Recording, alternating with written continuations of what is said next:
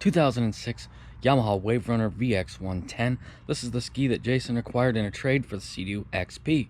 This is Jason, by the way, and I'm Josh.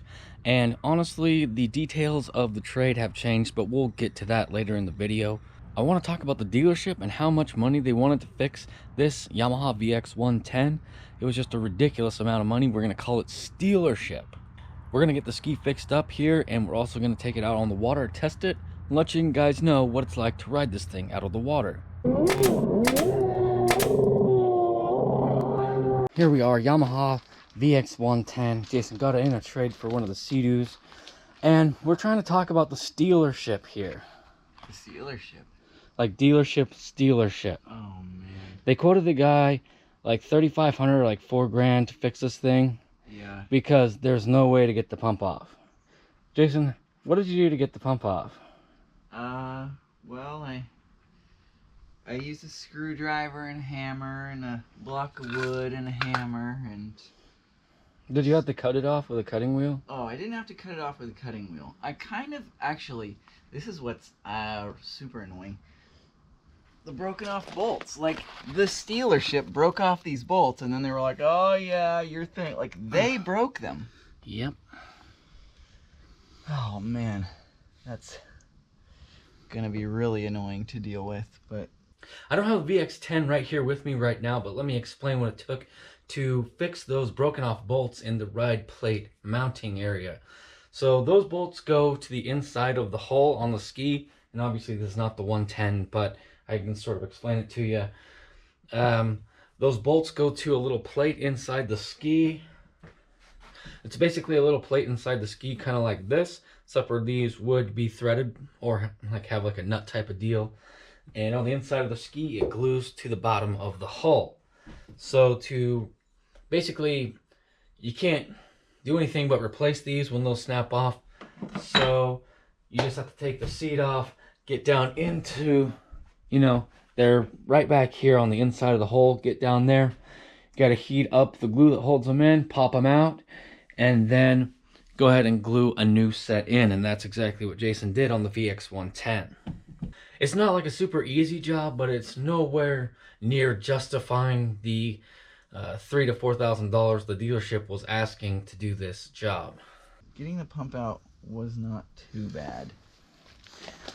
So, but that's the inside of the pump. Can you flip it over, or will that just dump out? I don't know. We'll just put that back on for a cup. So the problem with this was it had terrible top speed and cavitation. You can see the broken one right there. Yeah, what with a broken blade like that, of course it would just be horrible. And the front end's pretty rough, like it's hit some rocks.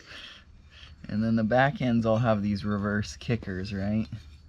So yeah. So yeah, basically a brand new impeller would make it work perfectly.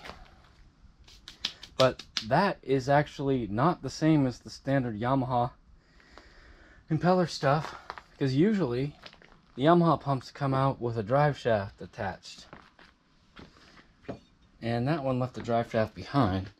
I got plenty of Yamaha stuff just laying on the floor here. See, here is a pump. This is an FCR pump, but that's exactly the same that you would find in like the same style that I found in all the other Yamahas. With the drive shaft being attached to the pump, this one, no. Pretty weird. Yeah, that's an odd one. So basically, if the stealership hadn't have busted the bolts off, then this could have been removed, and then could have bought like this unit probably on eBay for like maybe 300 bucks or something. And then it would have been pretty easy. Here is the impeller out of that stealership thing. Yeah. It was totally jacked. Jason has cleaned her up and getting her ready to reinstall. She's getting ready to reinstall.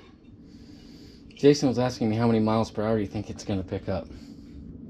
Yeah, it would be nice if it picked up a lot, but a little would be a start. Jason originally acquired this VX110 on a trade for that 95 Sea-Doo XP, and that fell through because the 95 literally blew up when they were trying to take it home. So, you know, we made it happen with the 96 C2 XP instead. We tried to set them up with the 96 C2 XP, but it had some problems as well, and they decided that the old C2s were not for them because they're so difficult to keep running. You got to be a partial time mechanic to keep those things going. So we're just going to end up fixing the vx110 and giving it back to them, and they're just going to pay us, well, I mean Jason, because it was his deal, to fix this thing. So Jason ended up getting a brand new prop to put on this VX10 because he was fixing it for them, instead of just fixing up the prop that was on there. Jason went ahead and took care of some other work on this VX110 while we had it, and now he's got it all back together and it's ready to go out on the water for some testing. About to hop on the VX110, run some top speed. I've never actually ridden the ski yet, so it'll be interesting to see what it's like. And obviously we have people showing up, friends coming out. It's always a party around here. Nothing ever bad ever happens, and it's always a good time. Girls! Yeah, exactly.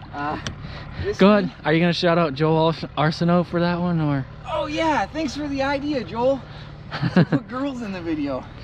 Well, we can't get as close to them because they don't lose their flamingo or whatever, but still, it's like a nice idea.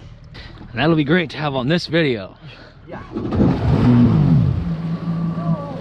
All right, immediately noticing the smoothness on this engine. It's like dead smooth. Oh man, that fuel injection, that thing is crisp all the time. All right, let's speed check.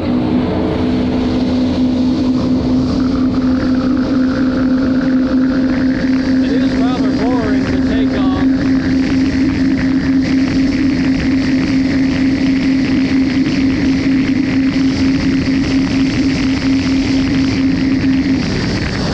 Reading about 47 miles per hour on the speedometer.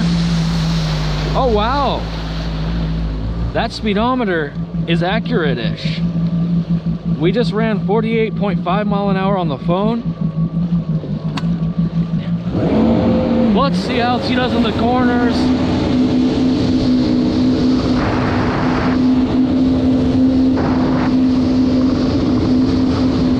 It just feels kind of boring, really.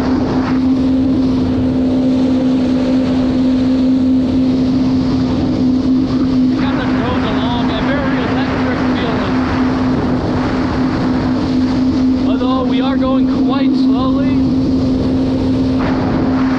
but very stable. So basically,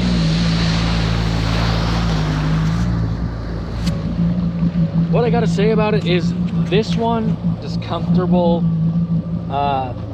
easy to ride, very smooth. This is like a perfect ski almost, just not quite fast enough. But that's the thing, it kind of makes it boring.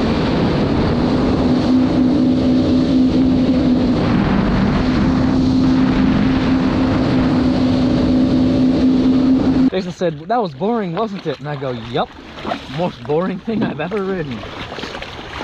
And he's going, yep, it's a snoozer. That VX110 does throw up like a nice rooster tail, like it looks cool. Oh, hello, Superjet.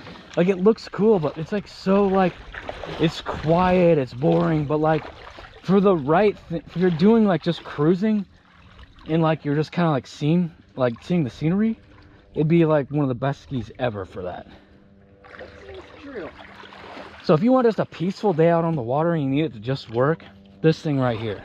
Then if you were like tubing or skiing, people would work out great. Yeah, this I was thinking you could go crabbing from that boat. Like, there's just not that much to it. So an awesome family ski right here. Overall, this VX110 makes a great family ski or a cruiser ski. For a performance enthusiast though, you're gonna get really bored on this thing really fast. It is the basically pinnacle of super boring but super reliable.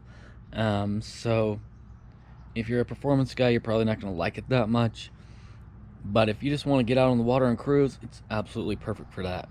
But while we have this VX110 here, we're actually going to use it in this year's 2-stroke versus 4-stroke shootout. But we're going to put it up against the FZ1200R.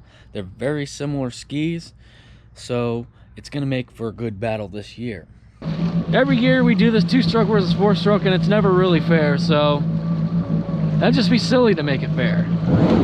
But this year we got the exact same ski because they're both blue and they're both big, and exact same CCs on the engine. I mean, not exactly really, but very close. So this is probably the most fair in that regard. That video is coming up in a week or two, so turn on your notification bell so you don't miss that. Also, the later week videos is either on Thursday or Friday, so you're going to want to turn on your notification bell for that as well, because, well, you don't really know which day it's going to be, and neither do I. It just depends on how it goes. We still have our deal going with vintagejetski.com, where you can go over there, get 5% off your order by using promo code Jetski Brothers. Obviously, they don't sell any parts for these newer skis, but they do have stuff for the older stuff and the stand-up stuff. We also have a C-Wrap video coming on Sunday. That's our 1100 swapped 650SX stand-up. You're definitely not going to want to miss that video.